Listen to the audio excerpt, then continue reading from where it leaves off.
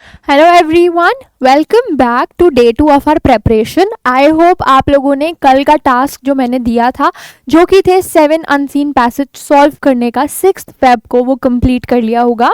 आज है हमारा डे 2, जिसमें मैंने आपको टास्क दिया था कि आपको लिटरेचर एनसीईआरटी रीडिंग कंप्लीट करनी है। Be it Flamingo, be it Vistas, आपको दोनों बुक्स कंप्लीट करनी है। या आप अगर परिश्रम या बोर्ड बूस्टर के स्टूडेंट हो तो जो नोट्स, समरी नोट्स मैंने प्रोवाइड किए हैं थ्रू आउट द सेशन, आपको वो रीड करने हैं एंड कल की मैराथन में प्रिपेयर्ड आना है।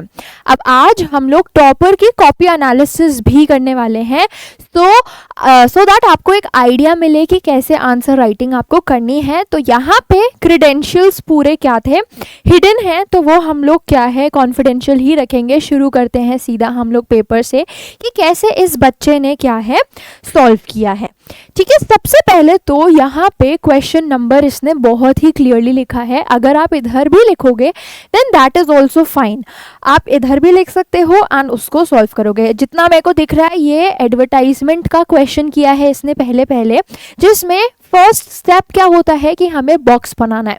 परफेक्टली इसने बॉक्स बनाया है। एंड एडवर्टाइजमेंट वैसे तो आप बहुत प्लेन एंड सिंपल भी रख सकते हो, सीधा सेल फॉर सेल इधर एक ऐसे बना के आप इसको कैप्स लॉक में करके लिख सकते हो, बट इसने ये क्लाउड्स बना के ऐसे अलग अलग शेप्स देके इसको और अट्रैक्टिव किया है, जिसकी वजह से इधर इसके कोई भी मार्क्स नहीं कटे। सो ये एक बहुत ही अच्छा तरीका है अपने एडवर्टाइजमेंट को और ज़्यादा अट्रैक्टिव बनाने का। एंड इसने बहुत ही अच्छे से पूरी चीज़ें भी लिखी हैं कि एक्सीलेंट कंडीशन है चीज़ों की, अंडर वारंटी है, एंड जो ओनर है वो क्या है ट्रैवल कर रहे हैं, एंड मोबाइल नंबर मेंशन किया है, जो बहुत बच्चे क्या करते हैं मिस्टेक करते हैं। सो याद रहे कि आप मोबाइल नंबर डेफिनेटली मेंशन करो एंड ओनर डिटेल भी क्या है मेंशन करो। फुल नेम के साथ यहाँ पे आप मेंशन कर दो। यहाँ पे इन्होंने, इस बच्चे ने हाफ नेम ही लिखा है, मतलब फर्स्ट नेम ही लिखा है, तो ये एक चीज़ और क्या है यहाँ पे एड ऑन हो सकती है। आगे बढ़ते हैं, ऐसे राइटिंग है importance of English in everyday life. अब यहाँ पे जो चीज़ मुझे बिल्कुल परफेक्ट लगी कि इस बच्चे ने पैराग्राफ में चीज़ें ब्रेक की हैं। ठीक है, अगर आप पैराग्राफ में चीज़ें ब्रेक करोगे तो एग्जामिनर को समझ आएगा कि आपने कंटिन्यूटी में से वैसे ही लिख के, एक तरीके से बोलते हैं ना, वॉमिट नहीं कर दी। आपने लिखा एक चीज़, फिर आपने उसको क्या है स्पेस दी। जैसे यहाँ पे पहले उसने इंग्लिश की पूरी इंपॉर्टेंस बता दी कि इंग्लिश कैसी है, क्या है। फिर उसने बताया कि इंग्लिश अलग अलग जगह पे यूज़ क्या आती है, कैसे कैसे इंग्लिश को हम यूज़ करते हैं। अगर इसमें हम कुछ ऐड भी करना चाहें तो हम ये भी लिख सकते हैं कि आप वेज बता सकते हो एक पैराग्राफ में लास्ट वाले में कि इंग्लिश अच्छी करने के लिए आप कैसे करोगे, कि रीडिंग अच्छी कर सकते हैं हम लोग, तो उससे ऑटोमेटिकली हमारी वोकैबुलरी क्या है अच्छी हो जाएगी। तो जब भी ऐसे राइटिंग करो, टिप क्या रहेगी कि आपको पैराग्राफ क्या करने हैं, मेंटेन करने हैं। आगे चलते हैं, लाइन ड्रॉ की है हर क्वेश्चन के बाद, तो ये भी एक बहुत ही अच्छा नीटनेस का साइन है, जो एग्जामिनर को, अगर फॉर एग्जांपल मैं चेक करूं तो मेरे को बहुत खिचड़ी पकी हुई चीज़ बिल्कुल पसंद नहीं आएगी। भले राइटिंग बहुत सुंदर हो बच्चे की, बट अगर सब ठुसा हुआ लिखा है तो मेरा वैसे भी लगेगा कि बहुत सारा कंटेंट है, इतना कैसे पढ़े इंसान, बहुत समय लगेगा।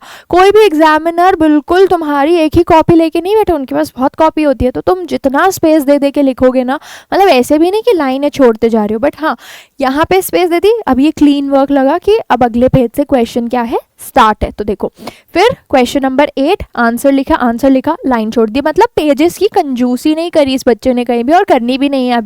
अभी आंसर एक क्वेश्चन एक पेज, दैट्स इट। भले आधा पेज बचा है, आगे बढ़ो। ठीक है, आगे बढ़ो या इनफ लाइन छोड़ो। देखो 2 लाइन इसने हर जगह पे क्या है छोड़ी है, जिस वजह से इसका वर्क बहुत नीट लग रहा है। राइटिंग अगर मैं इसकी बोलूँ तो ठीक है, राइटिंग लेजिबल है, मतलब समझ में आ रही है, कोई बहुत ब्यूटीफुल राइटिंग नहीं है, ओके है राइटिंग, बट वर्क इसका बहुत नीट है, बहुत क्लीन है।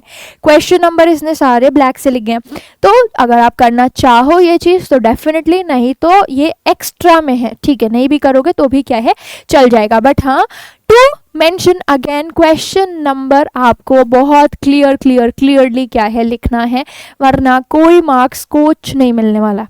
चलो आगे देखते हैं। अगेन एमसीक्यू क्वेश्चंस जो थे किसके, एक्सट्रैक्ट बेस्ड वो इसने बहुत अच्छे से आंसर किए हैं, नंबर लिखा है।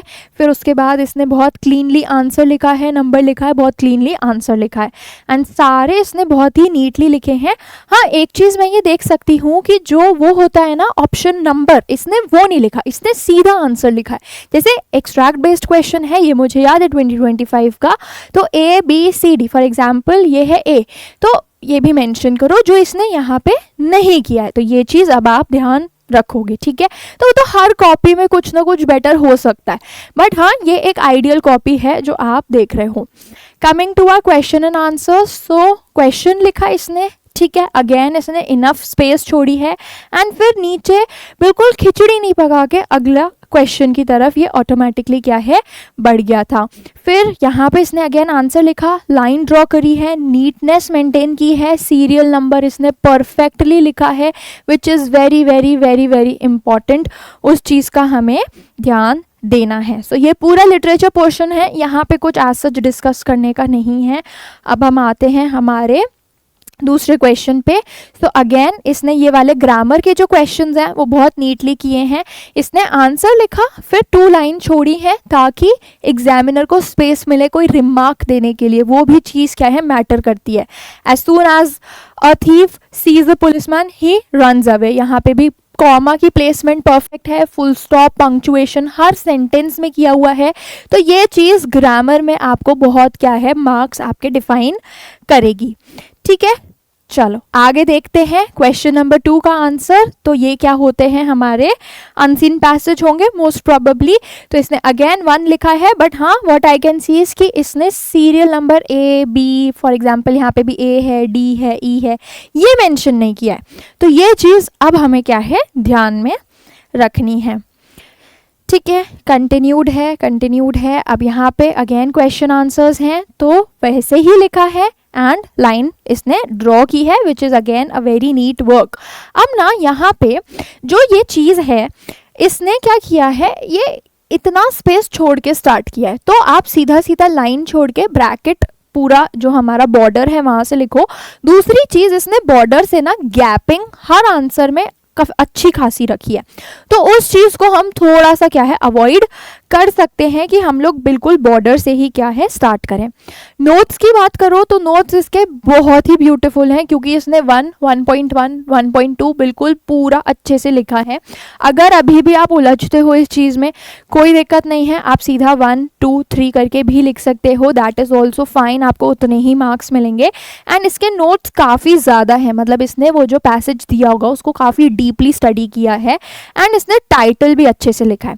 अब ये जो चीज़ है यहाँ पे भी इसने पूरे नोट्स क्या है प्रॉपर लिखे हैं एंड टाइटल का भी इसने हेडिंग दी है। तो ये टाइटल की हेडिंग देना क्या है बहुत नेसेसरी है कि टाइटल मैं ऐसा दूंगा एंड अगेन लाइन खींच दी, मतलब क्वेश्चन यहाँ पे फिनिश हो गया। तो वो हम लोगों को या एग्जामिनर को बताने के लिए बहुत इंपॉर्टेंट होता है कि यहाँ पे क्वेश्चन हमारा क्या हो गया, डन हो गया।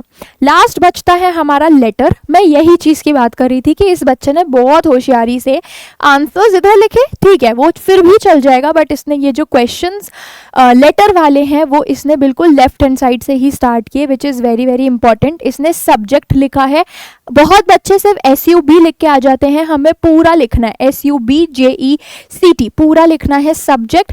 Later on increasing road accidents, तो ठीक है बिल्कुल।